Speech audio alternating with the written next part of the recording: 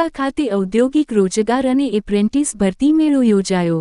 જિલ્લા રોજગાર વિનિમય કચેરી, ગોધરા પંચમહાલ દ્વારા સરકારી આઈ.ટી.આઈ. ઘોગંબા ખાતે રોજગાર અને એપ્રેન્ટિસ ભરતી મેળો યોજાયો હતો। આ ભરતી મેળામાં પંચમહાલ જિલ્લાની 9 નોકરીદાતા કંપનીઓ દ્વારા 100 જેટલી ટેકનિકલ અને નોન ટેકનિકલ જગ્યાઓ માટે પસંદગી પ્રક્રિયા હાથ ધરી કુલ 42 ઉમેદવારોની પ્રાથમિક પસંદગી કરવામાં આવી છે। આ ભરતી મેળામાં જિલ્લા રોજગાર વિનિમય કચેરીના પ્લેસમેન્ટ ઓફિસર પ્રશાંતભાઈ રાણા અને ઇમ્પેક્સ બી કરિયર કાઉન્સેલર શ્રી રાકેશભાઈ સેવક દ્વારા ઉમેદવારોને પીએમ ઇન્ટર્નશીપ યોજના, એપ્રેન્ટિસ માર્ગદર્શન અને રોજગારલક્ષી યોજનાઓ અંગે માર્ગદર્શન આપવામાં આવ્યું હતું।